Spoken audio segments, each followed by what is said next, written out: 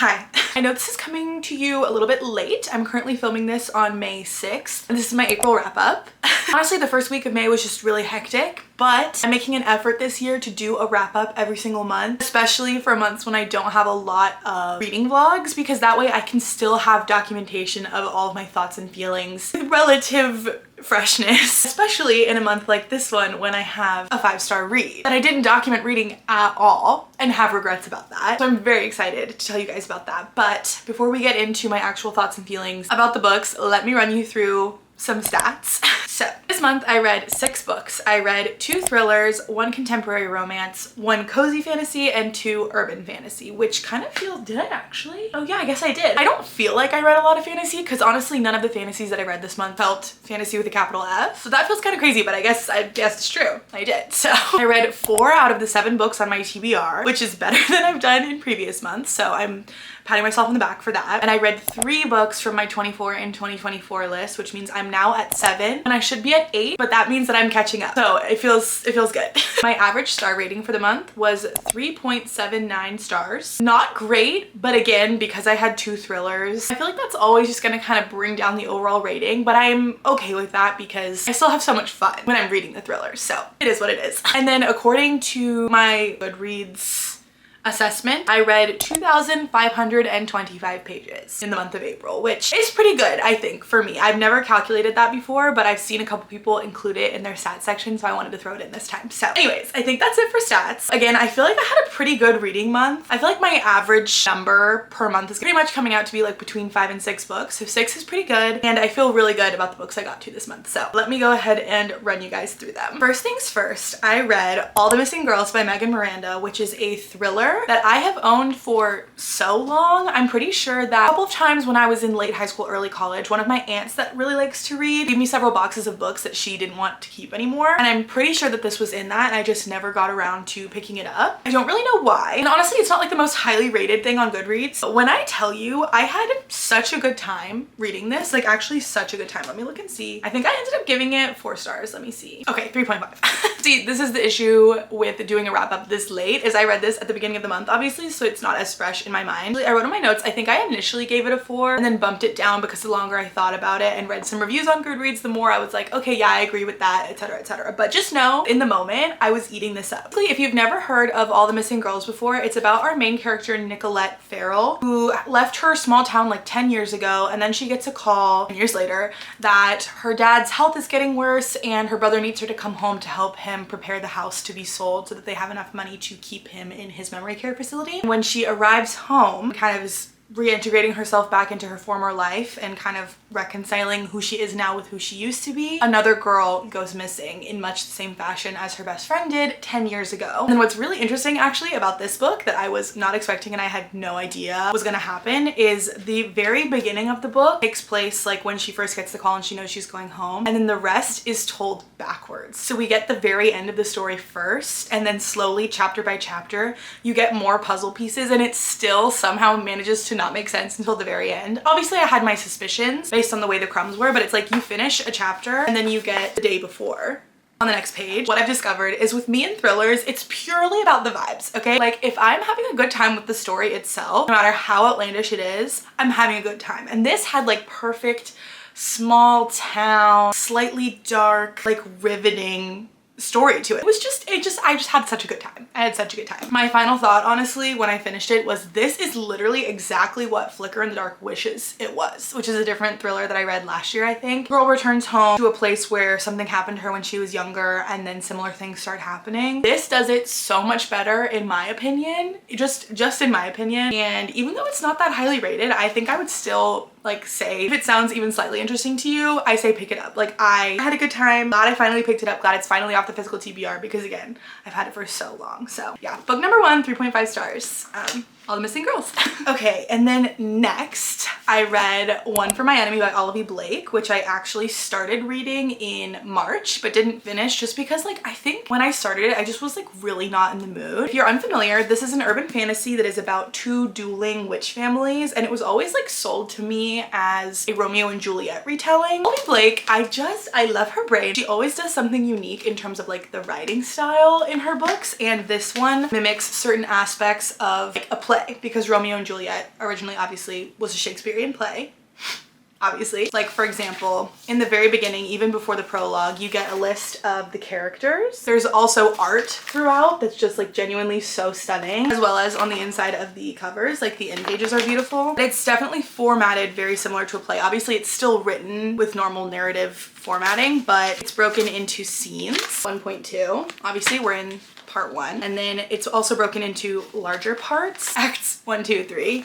Yeah, it just has quotes and formatting and art, and it's just overall like such a cool book, like executed format wise in such an interesting way. I don't know what it was. I think I was just not quite in the mood when I picked it up, and I was just trying to get it off my TBR. But I know that I like Olivia Blake. I love her writing and I wanted to finish it. So when I finished All the Missing Girls, I was like, just pick this back up and try to finish it, try to power through. And I'm really glad I did, because I really like the story. I did cry at the end. It did get me at the end, but I just felt weirdly removed from, I don't know, like the main romance, main storyline. I wasn't like super invested in the stakes that were created. I also just don't love the story of Romeo and Juliet. It's just like not like a Shakespearean story that I'm super connected to or interested in, and never have been. So I don't know. Overall, I enjoyed it. I'm glad I read it, because again, this is another one that I've had on my TBR for a really long time. I wasn't obsessed, and I don't think that I would like go around recommending this to people. Like if somebody came up to me and was like, I'm looking for a Romeo and Juliet retelling,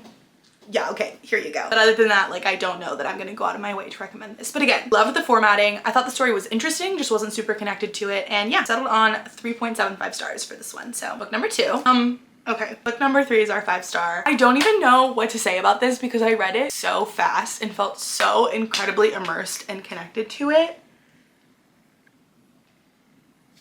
So I read The House in the Cerulean Sea by TJ Klune. I have been hearing about this for so long, and I knew deep down that I was gonna love it. I just for some reason always put off books that I know I'm gonna love, and genuinely I wrote like 2 bullet points in my notes app. I don't even know like where to start with this. I was crying basically the whole time. TJ Klune's writing is so whimsical. It has such incredible themes of love and found family and confidence and all that kind of stuff. It's so good. If you're unfamiliar with The House in the Cerulean Sea, basically it is about Linus Baker, who is a by-the-book caseworker in the department in charge of magical youth. At 40, he lives in a tiny house with a devious cat and his old records for company, but his quiet life is about to change. He's basically given this assignment where he has to go to a very secluded orphanage to kind of evaluate the children that live there and their living circumstances, and basically send an assessment back to his bosses. He's incredibly by the book. He's like a stickler for the rules, and he has not lived the life that he wants to be living, but he's afraid to admit that to himself. Obviously, he arrives at this orphanage and is greeted by all these children that are so cute and so charming, as well as the head of the orphanage. It says, House in the Cerulean Sea is an enchanting love story masterfully told about the profound experience of discovering an unlikely family in an unexpected place and realizing that family is yours.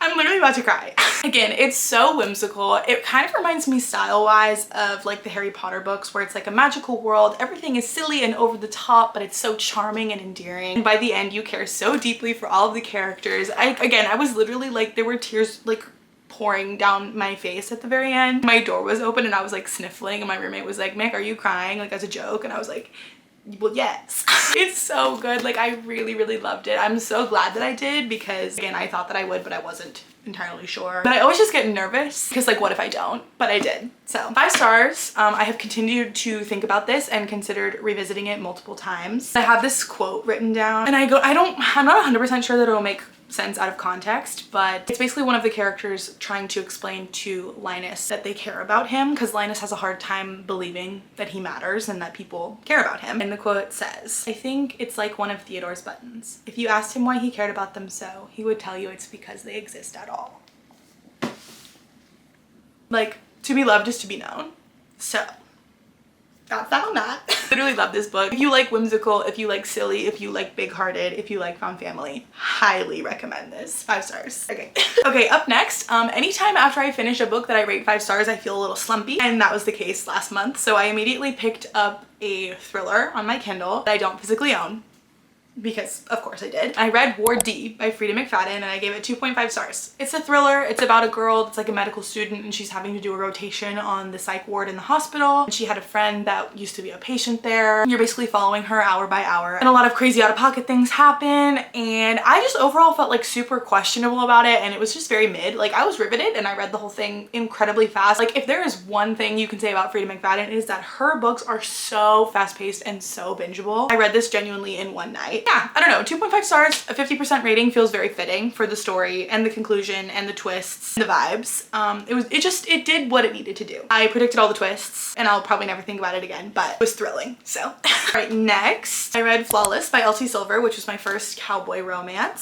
It was different than what I was expecting it to be, and I will say that. I ended up settling on 3.75 stars, maybe 4, but I think 3.75 is more accurate to reflect like how I ultimately ended up feeling about it. This is the first book in a series called the Chestnut Springs series. Each book follows a different member of this family that lives in a town called Chestnut Springs. And this one follows Rhett. Yeah, Rhett Eaton, who is the face of professional bull riding, but he gets himself into a bit of trouble, and so his agent sends his daughter to basically babysit him and keep him out of trouble until the season ends. And obviously Rhett and the daughter, Summer, end up falling in love. I think because this is such a popular series, I was expecting it to be maybe just like a little bit deeper. I don't know, because it definitely, like, don't get me wrong, this definitely touched on some deeper themes and developed the relationship nicely, but this is definitely spicy, and it's spicier than I was expecting. I don't know why, and also maybe it's like the nature of the spice. It's a little bit like, I mean, he's a bad boy. So if that tells you anything. So yeah, I definitely enjoyed it. I think I just wasn't really in the mood for a lot of spice when I read this book, and I was expecting it to not be that, or like, I don't know. I really don't know. Very clearly I had like different expectations for this, and then there were just a few things throughout that like weren't 100% my vibe.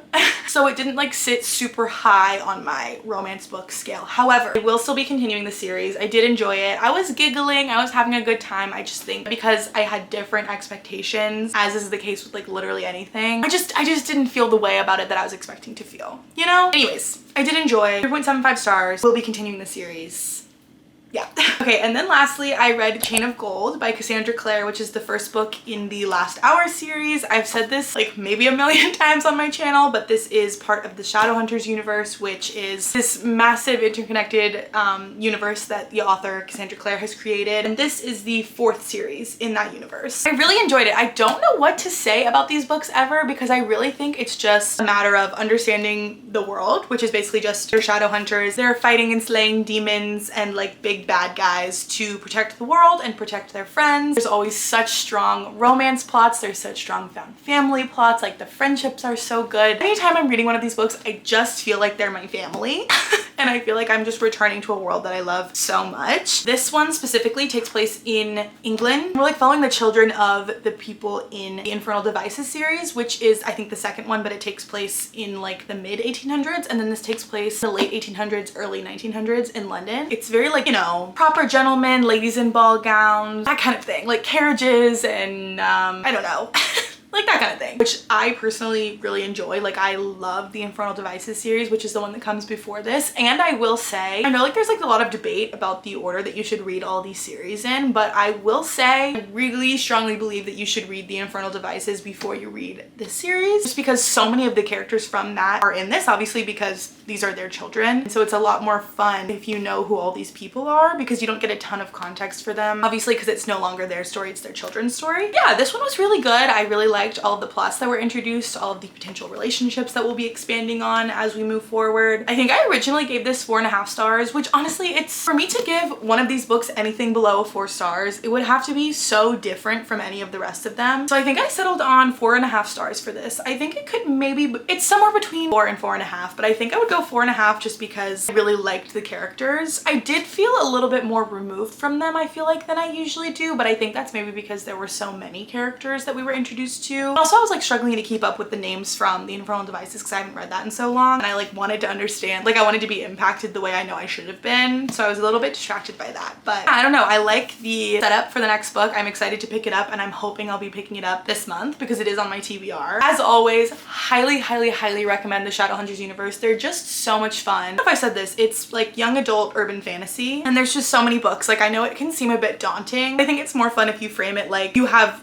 so many things to experience in the world. Like it's not like you're gonna finish one book and then you have to wait for the next one. Like there are so many stories that already exist in this universe, and it's such a good universe, and it's so much fun, and I just love it. I love it so much. So that's all for that one. So that's it for the month of April. I read 6 books. Feeling pretty good about this spread. I had some hits, only I think 1 miss, right? Yeah, the rest were all very enjoyable. I had a good time, and I'm very glad that I got to them. If you've read any of these, please let me know down below what you thought, specifically House in the Cerulean Sea, because I loved it so much and would love to talk about it. Anyways, okay, I think that's it for me. Thank you guys so much for watching, and I will see you in the next one. Bye.